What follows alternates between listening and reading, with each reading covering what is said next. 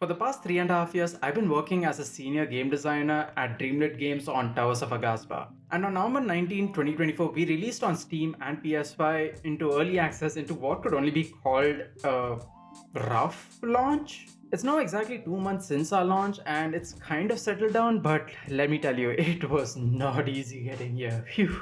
From the lead up to the release, our chaotic launch day, how we responded to get our reviews from mostly negative to mostly positive, and the roller coaster of emotions I experienced during it all, I want to talk about it. There are few milestones that matter more to game developers than releasing a game. Because with the current state of the industry as it is right now, just making sure that the game doesn't get cancelled mid development is an achievement on its own. The games industry has also notoriously been incredibly secretive about what goes on behind the scenes towards the development on the launch of a game. And I'm hoping this shines a little bit of light on what it's like. And also because sharing my feelings on the internet is way cheaper than therapy. Now, for those who might not know, Towers of Aghasba is a third person open world adventure with city building and ecosystem growing elements where you play as a junior architect trying to restore your ancestral homeland of Aghasba by restoring its dead ecosystems and building settlements across the island. The unique aspect of the game is its ecosystem gameplay. While most builder games have you just taking things from the world, Towers of Aghasba has you restore and maintain the ecosystem of your island while rebuilding your civilization.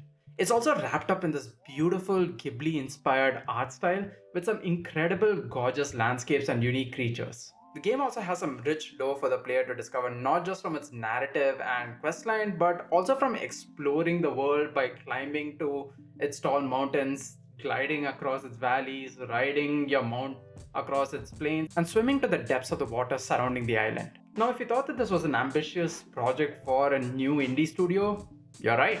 Dreamlit is a really small studio with less than 30 developers. That's exactly why we decided to launch into early access to begin with. While the initial launch version would be a shadow of what we envision the game to be, the hope is that we continue updating the game throughout early access to eventually realize our intended vision for the game. We even put out a public roadmap showing how we wanted the game to evolve throughout early access. Now that you know a little bit about what Towers of Aghasba is, let's talk about the lead up to the launch. In an ideal world, the version of the game that's released at launch date is locked or gold at least a month prior, with maybe a day one patch finalized a week before launch at the latest. In reality, that's as likely in modern video game development as Valve is in releasing Half-Life 3. If I was to describe the weeks leading up to the launch in one word, it would be anxiety. That was a lot for us to do just within the timeline and budget that we had to get it to a bare minimum early access launch level.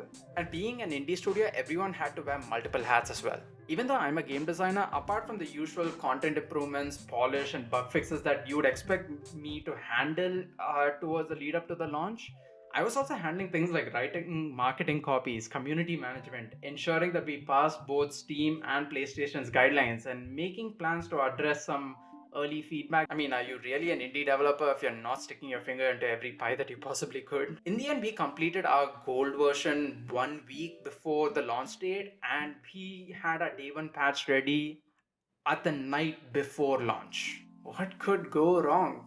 As I watched that countdown on my PS5 reach zero, I felt what could only be described as the highest of highs. This was a moment I had spent the past few years and several sleepless nights working towards. It was surreal, and I couldn't wait to hear what our players had to say about the game, about what we had created for them to experience and enjoy.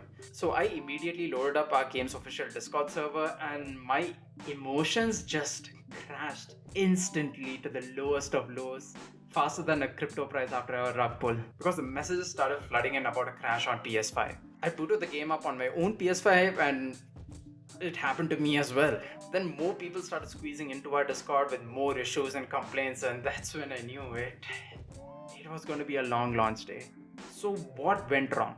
As we're doing anything for the first time, we became another example of Murphy's Law because anything that could go wrong did go wrong. For instance, at launch, the game instantly crashed on PS5. This was caused by the last minute update that we had made the night prior, which introduced an unexpected issue that made the crash happen on PS5 for everyone. There were also several other game-breaking bugs and crashes, a few that we had kind of prepared for and we were already in the process of fixing, but a lot that we didn't expect. For instance, there was one where our video plugin that we were using for our cutscenes and videos would crash on AMD GPUs. A lot of players also complained a lot about our multiplayer experience because even though we had marketed it as like an Animal Crossing like experience where you just invite people to like look at your world and explore it together, they expected quest progression together and the like. The game also launched with several features that players expected in modern open world games with exploration and building elements. And in our attempts to push updates to fix all these above issues, we ended up breaking saves, which made players lose hours of progress. And you know that always goes really well with the community. This is hardly a comprehensive list of all the issues we had on launch day, but it's definitely some of the main reasons as to why on our very first day we had a very negative rating on Steam and a 2 out of 5 on PS5. Naturally, we had to respond to all of this. So after I took a minute to scream into a pillow, I joined the rest of the Dreamlit team in coming up with ways to put out the fires. The immediate response for the massive PlayStation 5 crash was to revert back to our gold version instead of like the day one patch so that players could immediately start playing the game while we try to isolate and fix the issue that was causing it. That got us out of the immediate predicament that was blowing up our Discord, and then we started turning our attention to the mostly negative reviews that was coming in on Steam. There were several that we were expecting and already had solutions ready for, but a lot of them kind of popped up unexpectedly like a pimple on your face during date night. After 2 months, however, we now sit at an overall rating of mixed and a recent rating of mostly positive. Nowhere close to where we want to be, but definitely heading in the right direction, especially after what happened on launch day. We managed this by doing a number of things over the past 2 months. The first one, we listened to our community. We made sure that our community knew that we were listening to them and that they constantly felt heard as well. We created a bug and suggestions forum on our Discord so that players could easily report bugs and issues and give their thoughts. And on Steam, we also had a feature where you could press F7 and a feedback pop-up would appear and players could easily report bugs or issues or give their feedback where it automatically took screenshots as well. This easily let us know what players complained about the most so that we could prioritize them and then start tackling these issues based on that priority.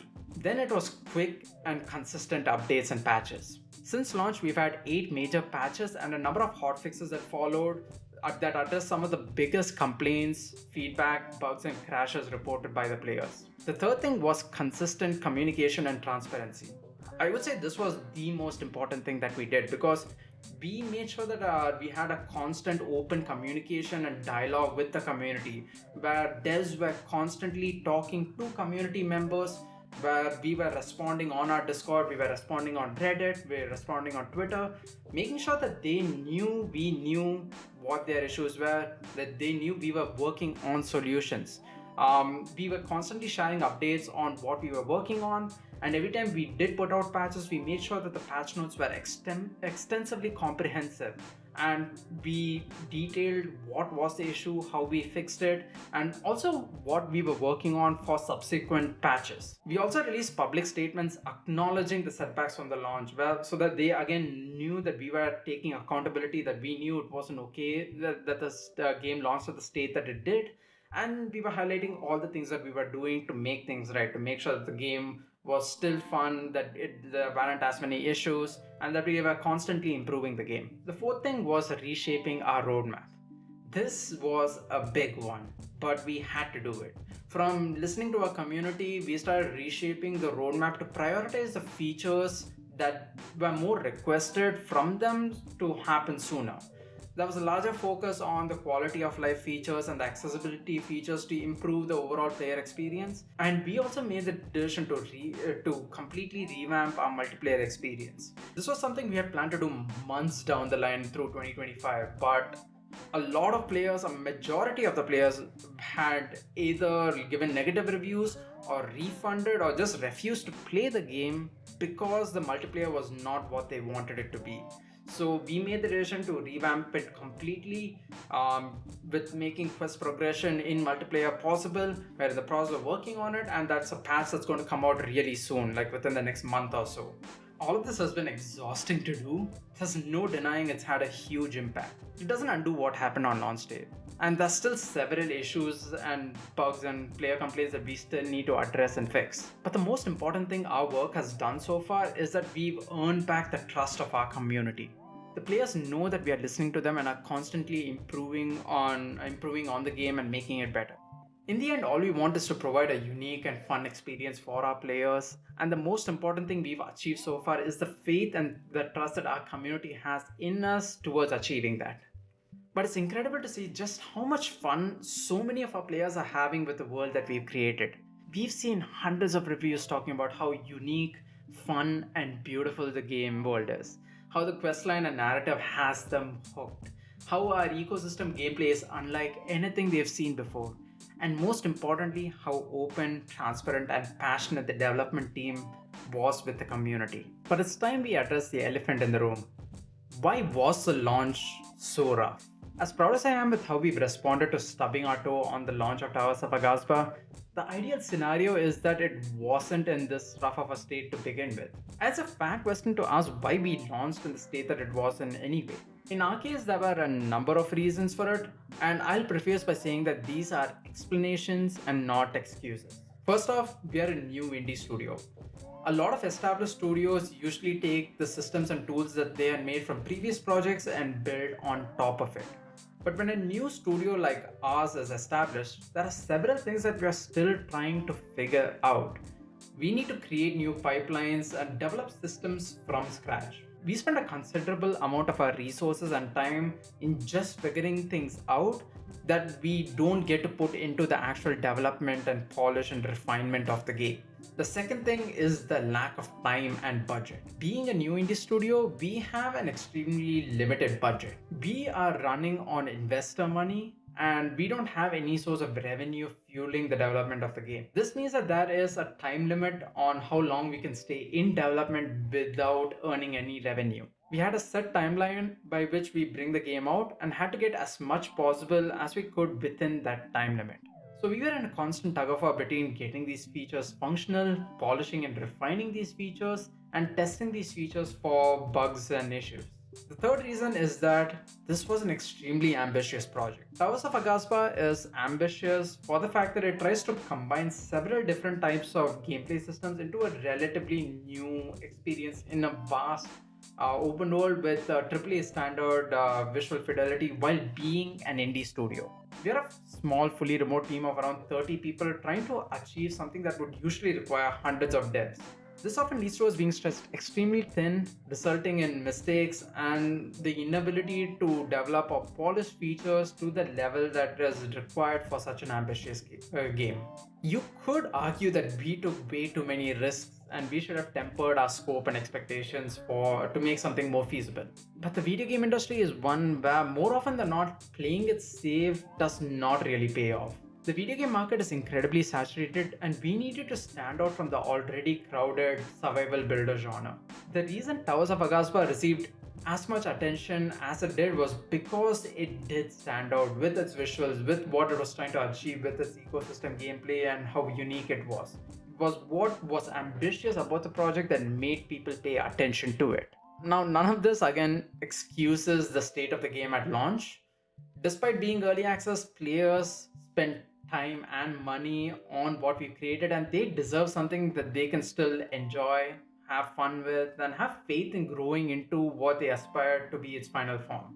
It's now on us to keep refining and polishing the game till it does live up to not just our players' expectations but our own expectations of what we want the final version of the game to be. It's still going to be a journey to get there, but at least both our community and us as developers have faith that we will get there. Now it's time I conclude this retrospective into our early access launch, and I'll be straight with you. The initial launch was a disappointment, not just for our players but for us as developers as well. It's something we publicly acknowledged with our game director releasing a video talking about it. And on a personal level, it frustrates me to no end to see our players facing issues while playing the game. But I could not be more proud of our response. We didn't run away or hide from the feedback and instead accepted them like a sledgehammer to the face and kept working on pushing updates and fixes. And as a game designer, it's been an incredibly gratifying experience seeing people have fun with your game, because this is a core essence of why we make games to begin with, for people to have fun. If you're someone who's not yet bought or played Towers of Aghasba, I can assure you as one of the devs that it is worth your time and money. At least eventually, if not right now. It's a beautiful, unique game that tries something different.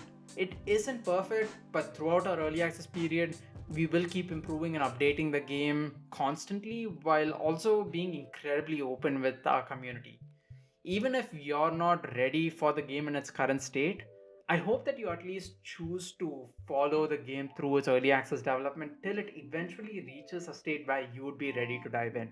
We'd love to have you as part of the community. And if you are one of the tens of thousands of players who've already bought and played the game, first off, thank you. Genuinely, it means the world for us as indie game developers for players to buy and play our game. There's so many players who spend hundreds of hours playing the game and building incredible cities in Aghasba.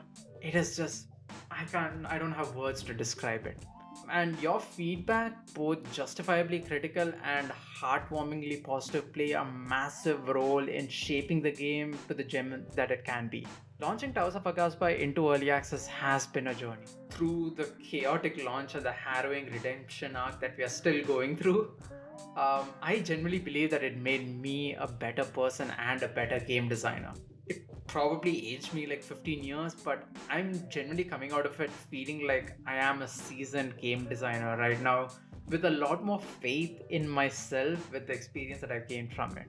I hope I can share more of my experiences and knowledge from designing and working on Towers of Aghasba in the coming weeks. So stay tuned for that. And yeah, this is Sai, and until next time, sayonara.